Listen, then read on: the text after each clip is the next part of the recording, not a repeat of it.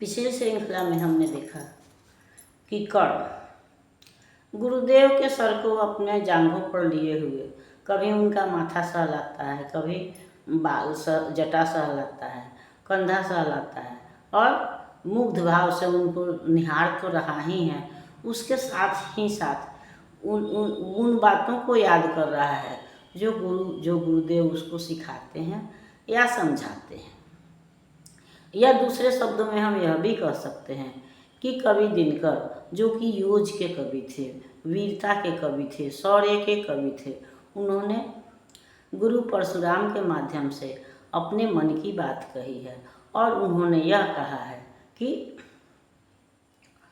खड्ग उठाने का अधिकार जो है वह ज्ञानी व्यक्ति को ही होना चाहिए, क्योंकि आजकल के राजे महाराजे जो हैं वह स्वार्थ से वशीभूत हैं। उनका युद्ध भी सत्ता के विस्तार के लिए होता है, अपने आत्मसम्मान की संतुष्टि के लिए होता है, आत्माभिमान के लिए होता है, न कि समाज कल्याण के लिए होता है।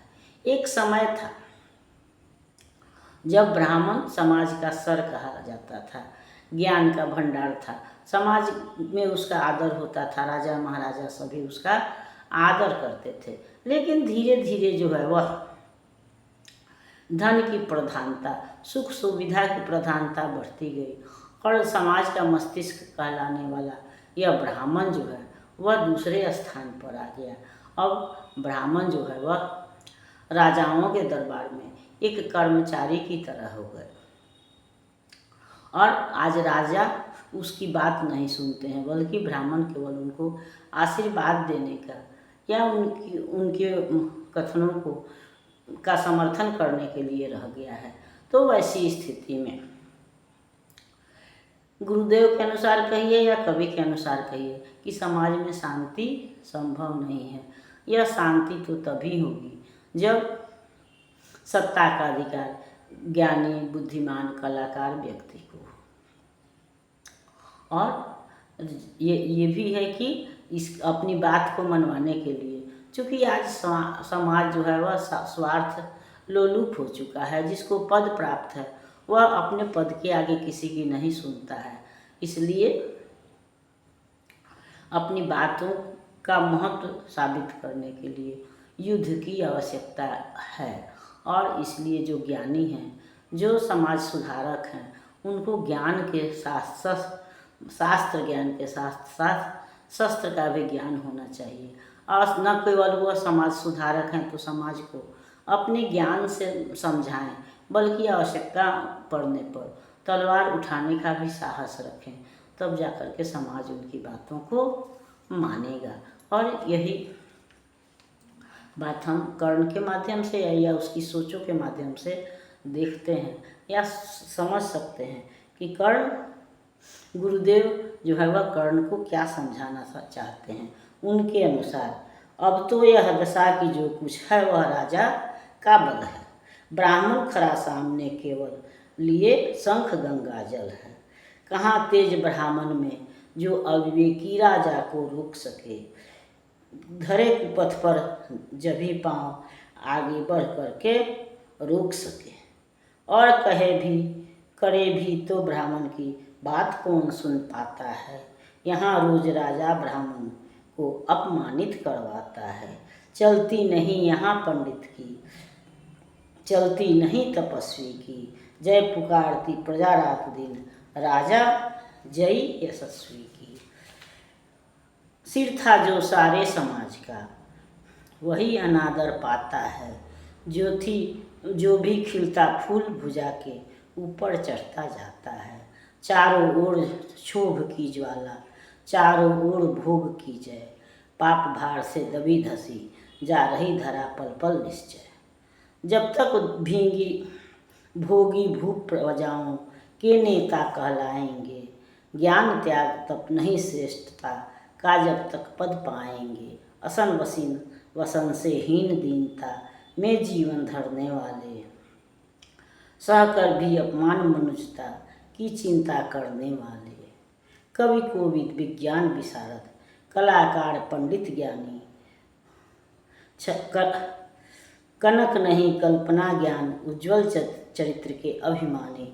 इन विभूतियों को जब तक संसार नहीं पहचानेगा, राजाओं से अधिक पूज्य जब तक नहीं इन्हें वह मानेगा।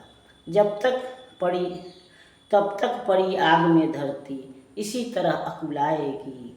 चाहे जो भी करे दुखों से छूट नहीं वह पाएगी। थकी जीभ समझाकर गहरी लगी ठेस अभिलाषा को, भूप समझता नहीं और कुछ छोड़ खड्ग की भाषा को। रोक टोक से नहीं सुनेगा नृप समाज अधिक अविचारी है। ग्रीवा हर निष्ठुर कुठार का वह मदांध अधिकारी है। इसीलिए तो मैं कहता हूँ, अरे ज्ञानियों खड्ग धरो, हर न सका जिसको कोई भी, भूखा वह तुम त्रास हरो। नित्य कहा करते हैं गुरुवर, खड्ग महाभयकारी है, इसे उठाने का बस केवल हर एक नहीं अधिकारी है। अहो वही उठा सकता है इसको, जो कठोर भी कोमल भी, जिसमें हो वीरता धीरता और तपस्या का बल भी। तो वही गुरुदेव के शब्दों में या दिनकर जी के अनुसार धनुष बाण उठाने का या खड्ग उठाने का अधिकार भी ज्ञानी व्यक्ति को ही होना चाहिए। और आज जबकि आज ज्ञान दूसरे स्थान पर आ गया है, सुख सुविधा का स्थान प्रथम हो गया है, राजा भी मदांध हो गए हैं, वो समझाने वाले को तिरस्कृत करते हैं, अपमानित करते हैं, वो आज प्रेम की भाषा नहीं सुनते हैं। तो वैसी स्थिति में ज्ञानियों का, समाज सुधारकों के पास वो शक्ति का भी बल होना चाहिए। और हम दिनकर के शब्दों में ही, दिनकर जी का ही कहना है कि क्षमा शोभती उस भुजंग को जिसके पास गरल हो, उसको क्या जो विषहीन विषरहित विनीत सरल हो। तो कहने उसको क्या जो दंतहीन विषरहित विनीत सरल हो।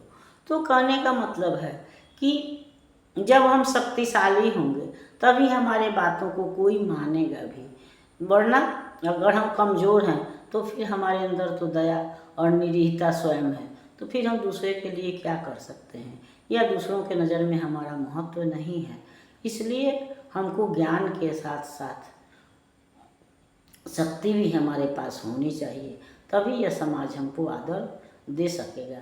क्योंकि आज जो है राजा महाराजे या जो सत्ता में बैठे हुए लोग हैं वह स्वार्थी हैं, उनके अंदर त्याग और बलिदान नहीं है, बल्कि आज उनके अंदर अभिमान है, जिसको कि हम खड्ग के बल पर ही समझा सकते हैं या दबा सकते हैं। इसलिए परशुराम के अनुसार या कवि के अनुसार ज्ञानियों को, समाज सुधारकों को धनुष बाण खड्ग उठाना ही है, और इसका अधिकार भी उन्हीं को मिलना चाहिए जो ज्ञानी हैं। मदांध लोगों को तलवार उठाने का अधिकार नहीं मिलना चाहिए, जो कि बिना सोचे समझे इसका उपयोग करते हैं और अपने स्वार्थ के लिए हत्या करते हैं।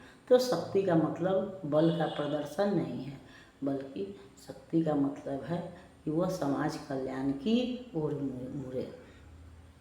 और दिनकर की या गुरुदेव की यही विचार है कि तलवार उठाने का अधिकार वीर को मिले। और यही परशुराम जी कहते भी हैं कि जब मैं धनुष बाण उठाता हूँ तो देवता भी हम पर खुश होते हैं, फूल बरसाते हैं। इस पर हम अगली श्रृंखला में विचार करेंगे।